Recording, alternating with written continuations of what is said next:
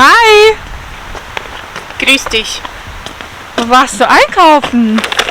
Nein, ich gehe meine bürgerliche Pflicht erfüllen. Was meinst du damit? Ja, in Deutschland muss man den Müll trennen. Wie macht man das? So, da gibt es Altglascontainer.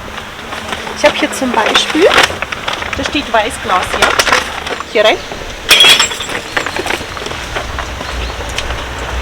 Braunglas schmeiße ich in den Container rein. Das ist eine Plastikflasche. Die kann ich doch hier reinschmeißen, oder? Siehst du das Zeichen nicht? Stimmt, das ist eine recycelbare Einwegpfandflasche. Und für die bekomme ich dann 25 Cent zurück, gell? Okay, also die bleibt hier. Das kommt hier rein. Stopp! Warum? Das ist doch Plastik. Was ist mit dem Deckel? Achso, Moment, da steht, dieser Karton ist vollständig recycelbar. Einfach den Deckel vom Karton drehen und beide separat entsorgen. Oh, okay. So genau habe ich das noch nie gemacht. Also der Deckel darf hier rein. Und das ist eigentlich Papierkarton. Ja, das ist auch Papier. Alufolie hier rein. Da habe ich noch Bioreste, aber wir brauchen einen anderen Container. So, Mülltrennung noch nicht abgeschlossen. Es geht weiter.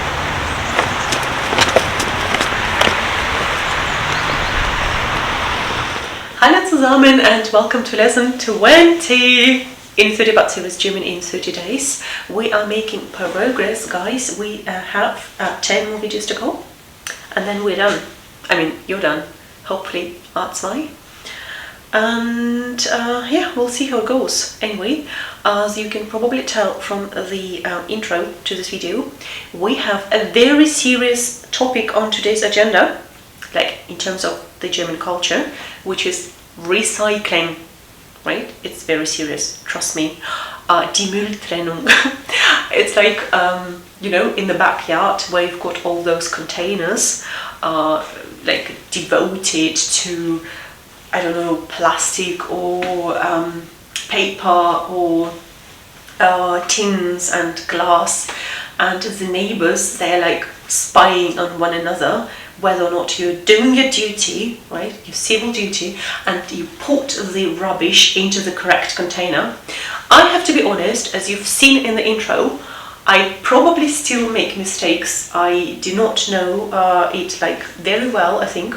I do my best, yeah. I'm getting definitely better, but it's mind-blowing how minute, how precise the Germans are in this respect. And trust me, it is important that you guys separate the rubbish here in Germany. So, Mülltrennung. Jücke trifft Frau Glück in der Küche. Vor ihr liegt ein großer Haufen mit Dosen, Flaschen, Zeitungen und Plastiktüten. Was machen Sie denn da?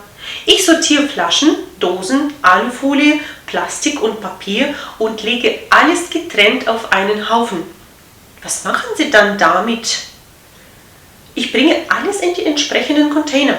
Die Flaschen kommen in Glascontainer. Es gibt einen für Weißglas, Braunglas und Grünglas. Die Zeitungen und Kartons kommen in den Behälter für Papier. Alle Plastikdosen kommen in den Container für Plastik und die Blechdosen und Alufolien kommen in den für Blech. Warum machen Sie das? Ja, wir müssen den Müll trennen. Das ist Vorschrift. Das ist neu für mich. Wir sammeln erst den Abfall und dann sortieren wir ihn. Wissen Sie, andere Länder sammeln Olympiamedaillen und Fußballsiege und wir sammeln eben Müll. Wenn ich etwas in Deutschland gelernt habe, dann ist es das Sprichwort, wenn schon, denn schon. Sie haben doch schon einmal eine Tafel Schokolade gekauft oder einen Joghurt. Ja, natürlich. Eine Tafel Schokolade ist zuerst in Alufolie eingepackt und noch einmal in Papier. Wenn Sie die Schokolade gegessen haben, werfen Sie die Alufolie in diese Tüte hier und das Papier in den Papierkorb. Beim Joghurt trennen Sie das Plastik von der Alufolie. Das Plastik kommt in diese Tüte und die Alufolie kommt in die Tüte mit Blechdosen. Das ist aber ziemlich kompliziert und umständlich. Ja, das ist aber noch nicht alles. Auf dem Balkon steht mein Komposteimer. In den werfe ich alle organischen Abfälle, wie zum Beispiel Filtertüten, Gemüsereste, Obstschalen, Eierschalen und Papierservietten. Wie kann ich das alles behalten? Man gewöhnt sich daran. So, you're getting used to it, or you'll get used to it. Keep trying.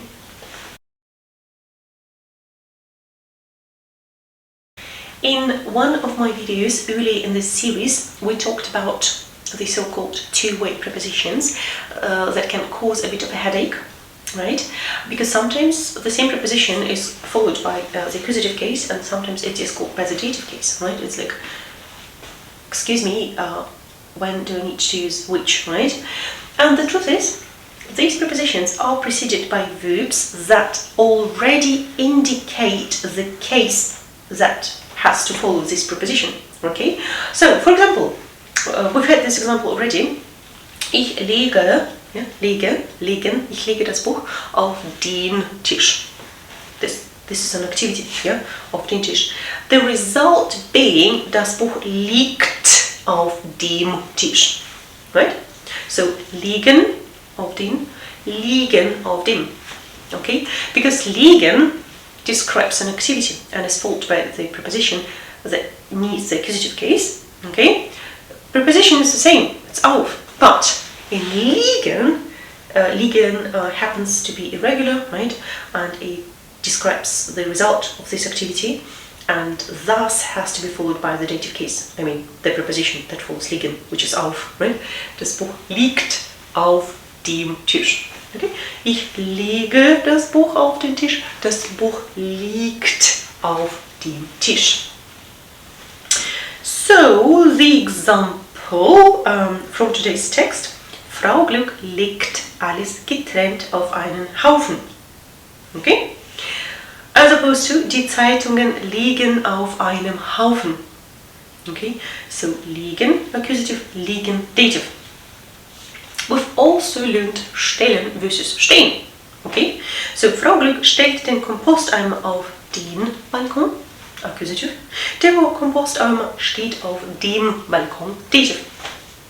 I had demonstrated the process of hanging a picture onto the wall to you in that video as well, right? So, ich hänge das Bild an die Wand, ja, und das Bild hängt an der Wand, being the result. Frau Glück hängt den Mantel an die Garderobe, okay? Direction, accusative. Der Mantel hängt an der Garderobe, dative. We've also had sich setzen as opposed to sitzen. Sich setzen is accusative, right? And sitzen is dative. So, Yuki setzt sich auf die Bank. Wohin auf die Bank? Yuki sitzt auf der Bank. Wo? Wohin? Accusative. Wo? Dative. So, complete the sentences using the following verbs. Legen, liegen, hängen, setzen, stehen, stellen. Nummer 1. Die Container stehen in der Nähe. Right? Die Container. I've demonstrated to you the container. For example, die Altglas-Container. Yeah, in the intro to this video. In der Nähe. So, wo stehen sie? Okay. 2. Frau Glück stellt die Mülltüten auf den Balkon. Right? So, I've got auf den accusative, so I need stellt. Okay? By definition, I don't have to question this act. It just happens to be the rule, right? So, Nummer 3. Das Familienfoto hängt an der Wand. Wo? Right? Nummer 4. Frau Glück hat den Prospekt zwischen die Zeitungen gelegt. Würde ich sagen, gelegt, right? Zwischen die Zeitungen. So, I need legen. Accusative. 5. Die Zeitungen liegen auf einem Haufen. Wo? Dative. 6. Die Mutter setzt ihre Tochter auf den Stumm, Akkusativ I need setzen. Exercise number 2. Complete the sentences using the appropriate prepositions. Okay. Ich habe an der Bushaltestelle auf dich gewartet. Right? So, wo an der. And I have the indication of the dative case already. I just need to know the correct preposition, right? Which needs to be an. 2. Bist du in der Küche? 3. Kannst du den Blumenstrauß auf das Fensterbrett stellen? Right? Fensterbrett. So, this thing here. Fensterbrett. 4. Die Kinder gehen in den Kindergarten. 5. Tobias setzt sich zwischen Yuki und Frau Glück.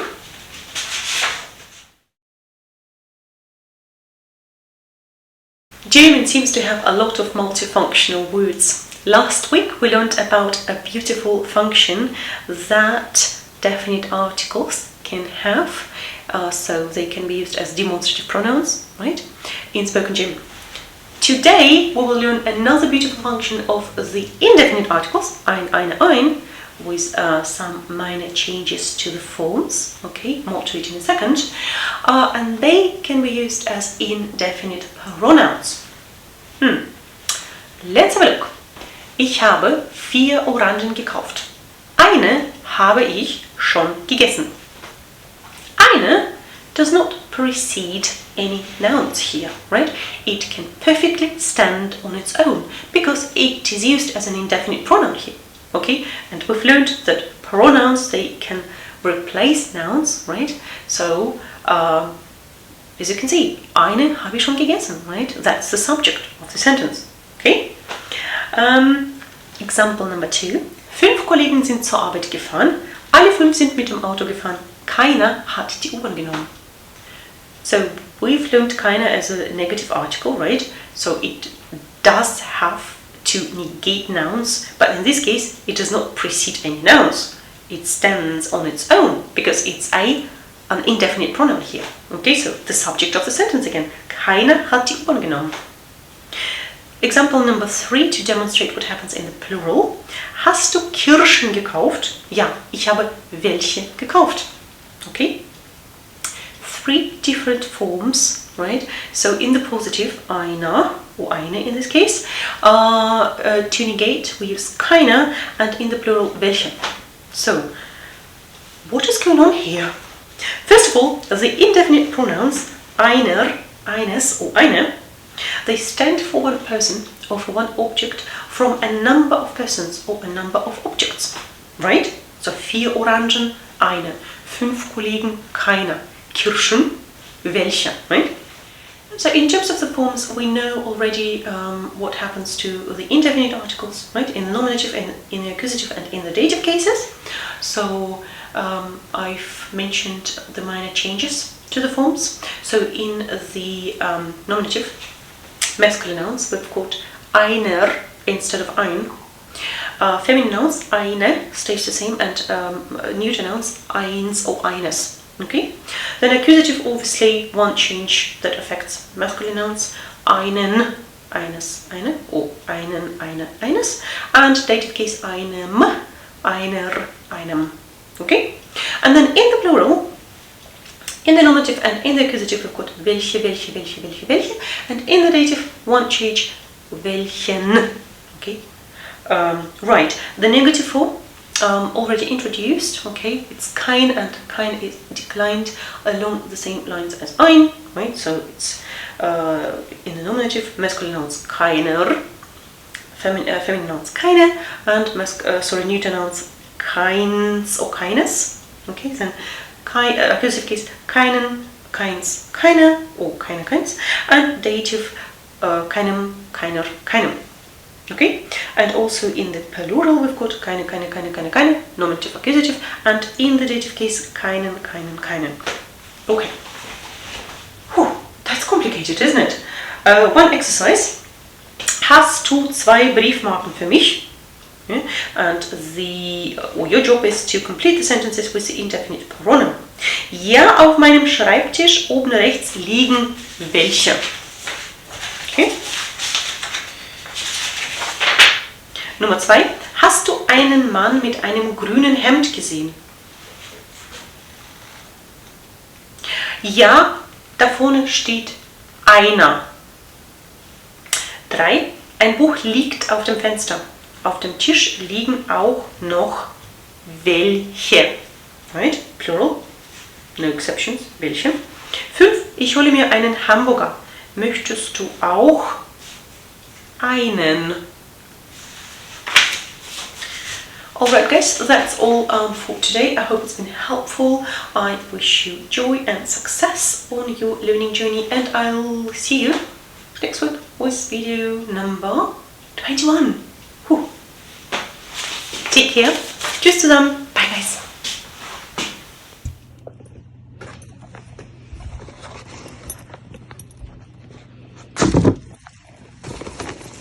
Papier.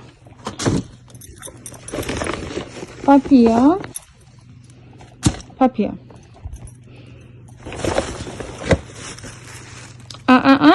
Trennen.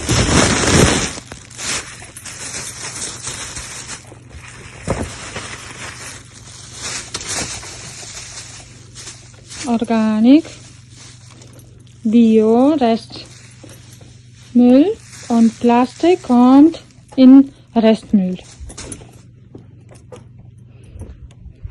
Bestanden!